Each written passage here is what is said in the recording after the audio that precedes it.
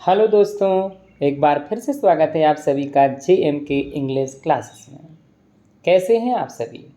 आशा करते हैं आप सभी बहुत अच्छे होंगे। आज की जो हमारी एक्सरसाइज है वो सब्जेक्ट वर्ब एग्रीमेंट पर आधारित है। चलते हैं, शुरुआत करते हैं। पहला सेंटेंस है rice and curry blank preferred by my mother. Option दिए गए हैं इज आर। दोस्तों यहाँ पर आर ऑप्शन हमारा सही होगा। अब आर यहाँ पर क्यों सही होगा?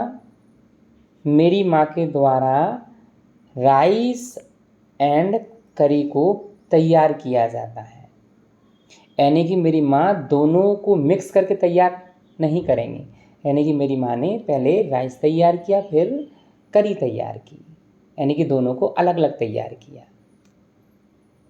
इसलिए यहाँ पर ऑप्शन हमारा आर सही होगा। सेकंड सेंटेंस है rice and curry blank my favourite food. यहाँ पर इज सही होगा, क्योंकि राइस और करी को हम मिक्स करके हम खा सकते हैं। दोनों को मिला करके हम बना नहीं सकते। अगर दोनों को मिला करके बनाएंगे तो वो एक अलग डिशेस बन जाएगी और दोनों को मिला के खा सकते हैं, लेकिन दोनों को यानी कि मिक्स करके बनाते नहीं हैं, अलग अलग करके बनाते हैं। यहाँ पर इस ऑप्शन सही होगा। थर्ड है Ravi and Ramu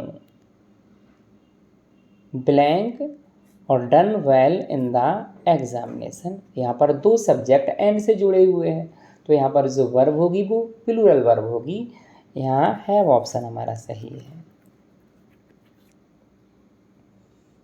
fourth sentence है the principal and secretary blank there. यहाँ पर दोस्तों में याद रखना है द प्रिंसिपल एंड सेक्रेटरी। यहाँ पर द प्रिंसिपल में लगा हुआ है, तो यह एक ही व्यक्ति है, वही प्रिंसिपल है और वही सेक्रेटरी है। यदि दोनों अलग अलग होते तो दोनों में द लगा होता, नहीं the principal and the secretary. अब एक में द लगा हुआ है तो पोस्ट जरूर अलग हैं, लेकिन व्यक्ति एक ही है, वही प्रिंसिपल है और वही सेक्रेटरी है। तो यहाँ पर जो वर्ब होगी वो सिंगुलर की वर्ब होगी, बाज। ऑप्शन हमारा यहाँ सही है। फिफ्थ है मैनी के बाद जब ए लगा हो तो यहाँ पर सिंगुलर काउंटेबल नाउन आती है और सिंगुलर ही वर्ब आती है, तो ऑप्शन यहाँ पर हमारा गोज सही होगा।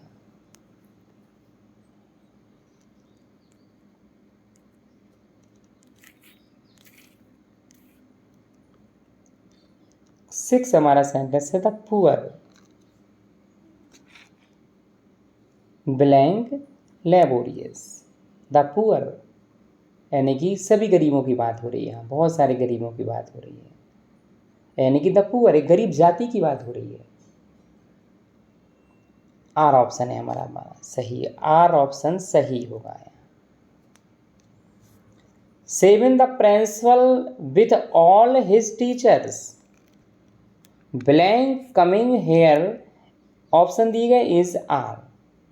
दोस्तों में याद रखना है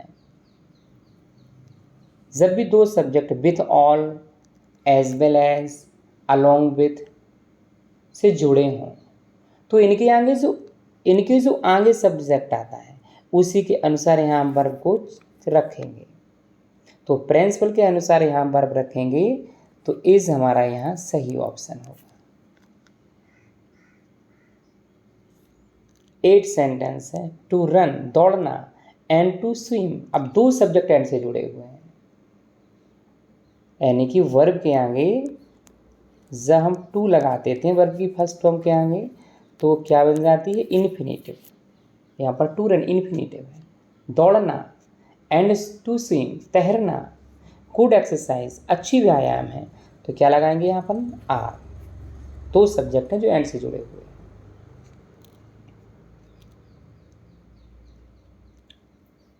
नाइदर ही और आई के अनुसार यहाँ चेंज करेंगे। आई के अनुसार क्या आएगा यहाँ पर वाज। ऑप्शन हमारा सही है। नाइदर नॉर, आइदर और। तो नॉर और के बाद जो सब्जेक्ट आता है उसी के अनुसार हम वहाँ पर वर्ब को चेंज करते हैं। 10th सेंटेंस है, इट इज़ आई, मैं ही हूँ, हु जिसने, तो आई के अनुसार क्या आएगा यहाँ पर, हैव, मैं ही हूँ जिसने दिस लेटर, इस पत्र को लिखा है।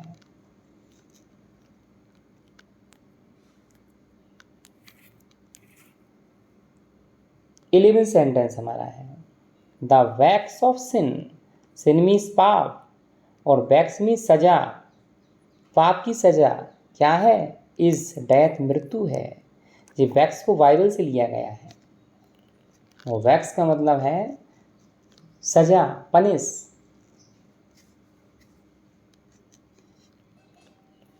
हर हेयर, उसके बाल।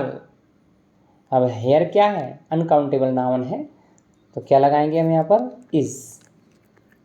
Her here is black. लेकिन जब हेयर को एक नंबर के तौर पर यूज़ किया, उसके आगे कोई नंबर आ जाए, 1 2 3 4 5 6 ऐसे कोई नंबर की बात की जाए, तो वहाँ पर हम इसे किस में यूज़ करते हैं, काउंटेबल नाउन में यूज़ करते हैं। उसके साथ वर्ब भी हम प्लूरल की वर्ब लगाएंगे। यहाँ पर आर ऑप्शन हमारा सही होगा, क्योंकि यहाँ एक बालों की गिनने वाली बात हो रही है।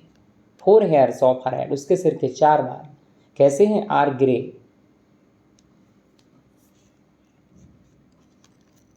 14 हमारा है, Ram as well as his children. दोस्तों भी बताया था, एज वेल एज के आगे जो सब्जेक्ट है राम, राम के अनुसार ही यहाँ पर वर्ब चेंज होगी, यानी कि यहाँ पर इज ऑप्शन हमारा सही होगा। As well as, along with all, इनके आगे जो सब्जेक्ट आता है उसी के अनुसार वर्ब को हम चेंज करते हैं।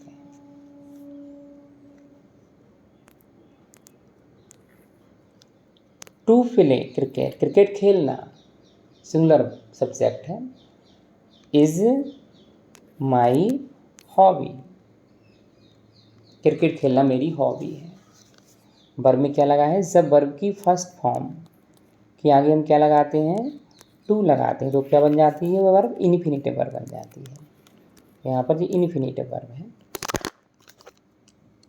तो लिख दें इन्फिनिटिव वर्ब क्या बन जाती है, इन्फिनिटिव वर्ब बन जाती है। दोस्तों यदि हमारा वीडियो पसंद आया हो तो इसे लाइक करें और चैनल को सब्सक्राइब करें। Thank you.